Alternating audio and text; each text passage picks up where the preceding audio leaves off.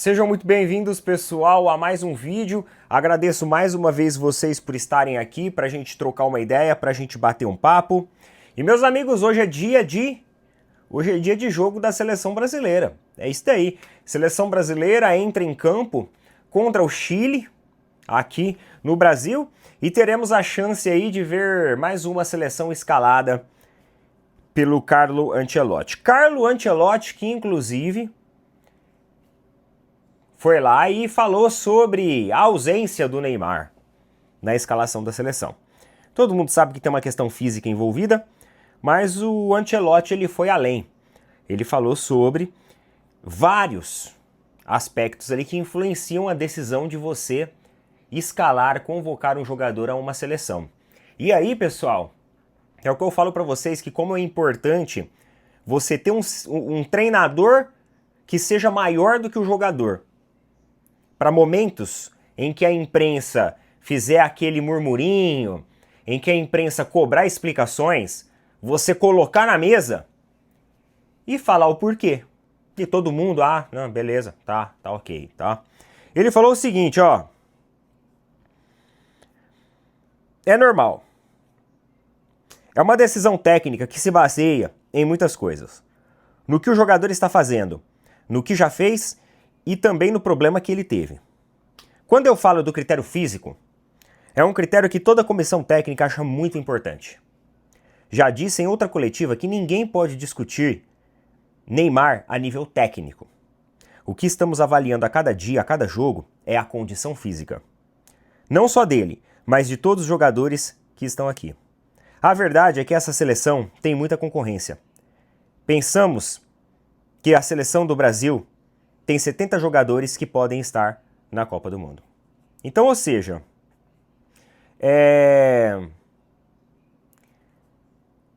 ele meio que já deu a deixa de que existe ali uma grande concorrência e que muitos critérios precisam ser avaliados. Isso implica, talvez, numa não convocação do Neymar para a Copa do Mundo. Porque ele fala aqui, ó. A verdade é que essa seleção tem muita concorrência. Pensamos que a seleção do Brasil tem 70 jogadores que podem estar numa Copa do Mundo. Neto, mas será que o Ancelotti, com o Neymar em boa condição física, ele vai comprar a briga de não convocá-lo? Isso daí só o futuro vai nos dizer. Na verdade, isso daí, o desempenho da seleção nos próximos jogos vai nos dizer também. Né? Eu acho que tudo passa muito pelos jogos que o Brasil vai fazer agora com seus rivais e o desempenho que terá, para a gente realmente entender o que vai acontecer. E outra notícia aqui, essa daqui ela é engraçada. Olha a publicação da Olé do Brasil. Olha só, Botafogo vende Cuiabano ao Nottingham Forest. O time inglês anuncia o brasileiro. Cuiabano vai para a Inglaterra. Cuiabano tira fotos com a camisa do novo clube. Cuiabano altera suas redes sociais com o novo clube. 2 dias depois, Cuiabano é emprestado. Para onde? Para o próprio Botafogo. Na boa, que negociação foi essa? Galera, e tem mais. Essas idas e vindas aí do Cuiabano, que foi vendido para o Nottingham Forest e aí é emprestado de novo para o Botafogo, ele não fica só aí não. Vocês sabiam que o salário que o Cuiabano vai receber no Botafogo, ele vai ser o salário compatível à proposta apresentada ao Nottingham? Ou seja, um salário mais alto do que ele tinha no Botafogo. Só que tem outro detalhe muito importante. Quem vai pagar esse salário é o Botafogo. O Botafogo vai pagar um salário para o Cuiabano maior do que ele recebia aqui. Sendo que eles venderam o jogador. E agora estão pegando o empréstimo do jogador. Loucura, não é? O John Textor, nessa movimentação que o John Textor faz, de tentar tirar o Botafogo do grupo Eagle, ele tá contando muito com a ajuda lá do Evangelos, né? Acho que é Evangelos o nome dele. Que é o dono do Nottingham Forest. E o dono de outras equipes também. Então, assim, ele quer que o cara meio que, coloque um dinheiro ali Porque o fundo da Eagle não quer vender para o Textor. E além de não querer vender para o Textor, o fundo da Eagle quer uma comprovação financeira de capacidade de compra. Então assim, os caras estão exigentes lá.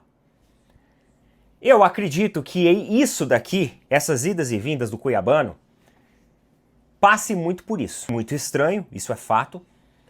Eu não sei exatamente o que pode estar acontecendo, mas eu creio que existe ali uma sintonia, um entrosamento entre John Textor e o dono do Nottingham Forest que motiva tudo isso. E aí muita gente fala sobre questão ali de algumas acusações da parte financeira, né, que algum, sei lá, nem vou citar aqui para não dar problema, né, que isso daí é o que o pessoal tá comentando na internet. Eu não sei. Uma coisa eu sei, o fair play financeiro se faz necessário no nosso país.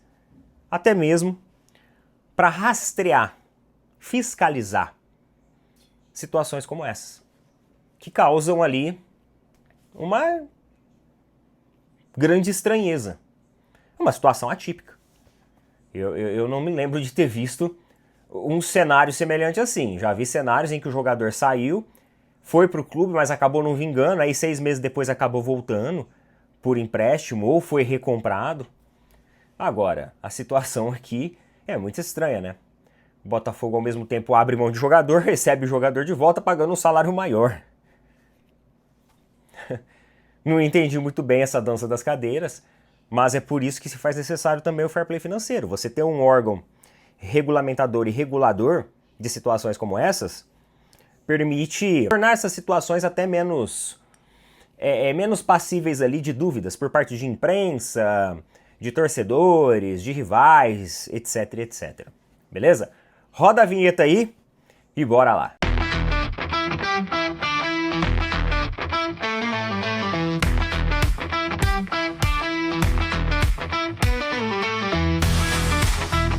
E antes de mais nada, você tá precisando economizar energia elétrica? Então fala com o pessoal do Energia com Desconto. A época mais quente do ano está se aproximando e agora as temperaturas aqui no nosso país elas sobem. Isso significa ar-condicionado, piscina, coisas que consomem mais energia. Então se você tem uma fatura de R$200 para cima na sua residência ou até mesmo na sua empresa, no seu comércio, saiba que você pode ter desconto de energia elétrica com o pessoal do Energia com Desconto. Eles vão explicar para vocês como que funciona a distribuição de energia aqui no nosso país e vão revelar uma coisa que muita gente não sabe, é que você pode ter desconto todos os meses na sua fatura de energia elétrica. Tudo regularizado, tudo certinho, viu? A empresa dos caras ali é ponta firme, inclusive é de um amigo pessoal meu, eles vão tirar todas as suas dúvidas e em 10 minutinhos você já pode estar economizando todos os meses. Isso, cara, ao longo do tempo vai te dar uma economia muito, muito, muito relevante. Então acessa lá, link fixado aí nos comentários, tem o QR Code aqui, vai abrir o chat para você falar com o pessoal, tira suas dúvidas, serviço gratuito, não tem custo nenhum. Pode chegar lá para os caras e falar, o Neto falou que não tem custo nenhum. Não tem custo mesmo e eles vão mostrar para você como que funciona e vão fazer a simulação da economia aí na sua residência ou no seu comércio, tá bom? Energia com desconto, galera. Tamo junto. E o seguinte, meus amigos, lá na rede social vizinha, o colega lá me perguntou, Neto, você não vai falar nada sobre o lance lá da empresa da Leila? Parece que tá tendo ali uma investigação ali, negócio de aposentado e não sei mais o que. Galera, é o seguinte, o que acontece lá com a Leila, no âmbito da empresa dela, profissional dela, a gente não tem a ver com isso. Se a empresa dela ainda patrocinasse a equipe do Palmeiras, eu até poderia vir aqui falar alguma coisa, né? Criarmos o debate, uma discussão. Mas como a empresa dela não está mais ligada ao Palmeiras, e sim apenas ela na figura de presidente, então são coisas distintas, o que acontece na carreira profissional dela, pessoal dela, é um problema dela, a marca já não patrocina mais o Palmeiras, não tem ligação nenhuma com o Palmeiras. Então, galera, não tem por que eu ficar entrando no mérito dessa discussão, né? Na verdade, se eu, sei lá, de repente falar alguma coisa aqui que for mal interpretada, eu posso até, mano, caçar encrenca jurídica com isso. Então, assim, não envolve nada do Palmeiras, é uma situação dela, da empresa dela, a gente não tem nada a ver com isso. Né? Se a gente fosse ainda um canal de notícias em geral, poderia até, como um âmbito ali de informação, falar sobre isso, mas a gente é de futebol, então, vida que segue, não tem nada aqui envolvendo e nem ligando diretamente o Palmeiras. Falar em Leila e Palmeiras, notícia do nosso palestra. Noticinha do nosso palestra. Noticinha quente, viu? Leila Pereira atende todos os pedidos e pressiona Abel Ferreira para assinar renovação com o Palmeiras. Ei, Laiá, hein? Ei, Laiá, vocês lembram que há 2 dias atrás nós fizemos um vídeo para falar justamente sobre isso? Nesse vídeo que fizemos lá, eu falei para vocês que a Leila provavelmente, em contrapartida a ter livrado o Abel do processo da FIFA por quebra de pré-contrato, ela ia colocar o treinador na seguinte condição de, ajudamos você, agora queremos a sua ajuda. O Abel Ferreira ele sempre foi um cabo eleitoral da Leila, né? E a Leila, ela apoia muito o discurso dela, da gestão dela, defendendo que o Abel continue até o fim do mandato dela. Então ela tem muita segurança ali no treinador. Ela sabe que por mais que o Abel ele é cobrado por alguns setores da torcida, existe uma grande maioria de torcedores, os torcedores Allianz Cinemark, que estão ali para apoiar custe o que custar. Pode ser eliminado, pode perder, pode apresentar um futebol horrível, que eles continuarão sendo coniventes com isso. Ela puxa uma boa parte dessa popularidade. Notícia aqui do nosso palestra, uma fonte de notícias que inclusive eu confio, O nosso palestra apurou que Leila atendeu todos os pedidos de Abel na montagem do elenco. Alguns nomes que foram contratados foram pedidos pelo comandante português.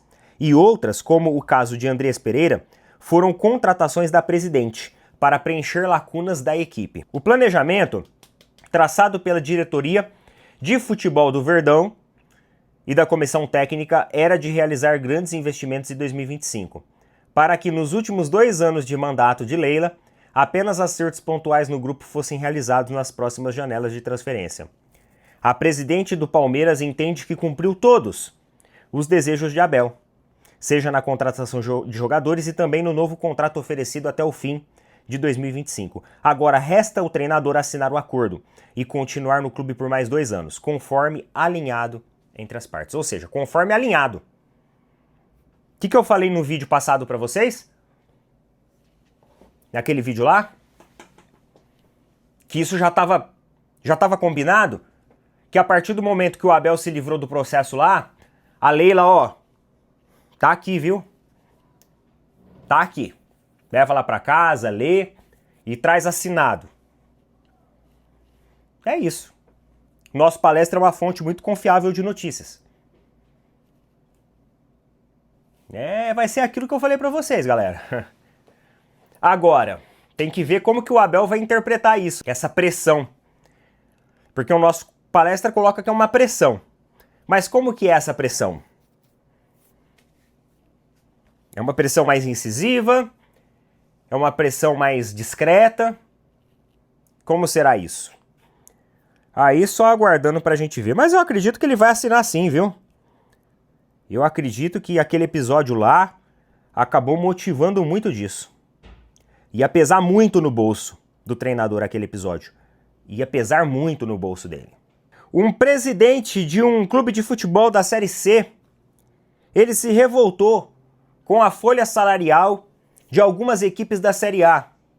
Em específico ali Flamengo, também citou Palmeiras, e ele falou sobre a questão do fair play financeiro, que tem que acontecer o fair play financeiro. O problema é que ele cometeu um grande equívoco na análise que ele fez. Porque ele colocou aqui o fair play financeiro como uma limitação dos gastos. E a gente sabe que o fair play financeiro, embora limite os gastos, os times que tiverem um percentual maior de arrecadação e puder utilizar aquela fatia para investir, eles vão poder utilizar à vontade. Não é um limite fixo e único para todos os clubes. Vamos lá, olha só o que ele falou. O presidente do time da Série C, né, o Pedro Dantas. Pedro Dantas, ele é presidente do Confiança, acho que é uma equipe lá do Sergipe. Ele falou o seguinte, ó, a gente vai precisar de um fair play financeiro.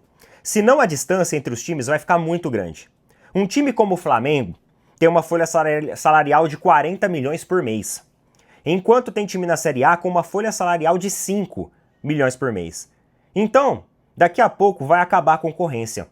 4 ou 5 times estão brigando por títulos há uma década. E os outros só estão jogando os campeonatos. Isso é ruim. Na Inglaterra, o Leicester foi campeão recentemente. Arsenal, Liverpool, City, Chelsea brigam por títulos. São 10 clubes. Mas lá tem 20, né? Lá tem 20. Lá não tem só 10 clubes. No Brasil, o Botafogo apareceu agora, mas ultimamente só estava dando Flamengo e Palmeiras, Flamengo e Palmeiras. Se a gente não tiver o fair play financeiro, vai ficar um campeonato muito feio. Com os ricos brigando pelo título e os outros brigando para não cair. Tem que estudar uma forma de equilibrar. E também, como discute muito na CBF, um clube não pode ficar devendo ao outro. Isso daí ele tá certo, nessa parte aqui. Se não tiver condições de pagar, devolve o jogador. O que não pode é, por exemplo, um jogador sair do Confiança e ir para o Flamengo utilizar o jogador e não pagar o Confiança. Isso não existe. Ele tem razão nessa questão do pagamento, né? Essa questão do pagamento, eu acho que o ponto de vista de todo mundo vai ao encontro. Mas assim, sobre a questão do fair play financeiro, eu acho que ele acabou errando um pouco a interpretação do que é fair play. Ele da forma como ele colocou, pelo menos eu interpretei dessa maneira, parece que ele quer colocar um limite para todo mundo. O Corinthians pode gastar no máximo 100 milhões. Flamengo 100 milhões, Palmeiras 100 milhões. E não é isso que vai acontecer. O fair play financeiro nada mais é do que você utilizar de maneira sustentável, racional, os seus lucros. Então, se uma equipe tem um superávit de 300 milhões de reais, ele pode utilizar os 300 milhões de reais. Se não tiver superávit, muito pelo contrário, eles estiverem no vermelho no balanço, eles não podem usar nada. Então é isso que é o fair play financeiro. Não necessariamente um teto de gastos para todo mundo. Obviamente que isso cria um teto sim. Só que esse teto ele é relativo e proporcional à situação, balanço financeiro de cada equipe no final da temporada. É isso que é o fair play financeiro. Então assim, se essas equipes como Flamengo, Palmeiras continuarem com o balanço que tem hoje, e provavelmente vai bater receitas recordes esse ano, o teto vai continuar bem alto para essas equipes, bem mais alto do que para outras equipes. Isso não vai mudar. Na verdade, se quiserem estabelecer uma regra de um teto fixo de gastos, aí eu não concordo. Mas não é isso que é o fair play financeiro. O fair play financeiro se fala sobre as boas práticas, e que envolve essa questão do pagamento também que ele exemplificou. Eu não sei, de repente eu interpretei errado o que ele disse, mas eu acho que ele acabou se atrapalhando, equivocando um pouquinho, ou ele não soube talvez esclarecer necessariamente aquilo que ele estava afirmando. Pode ser também. Beleza?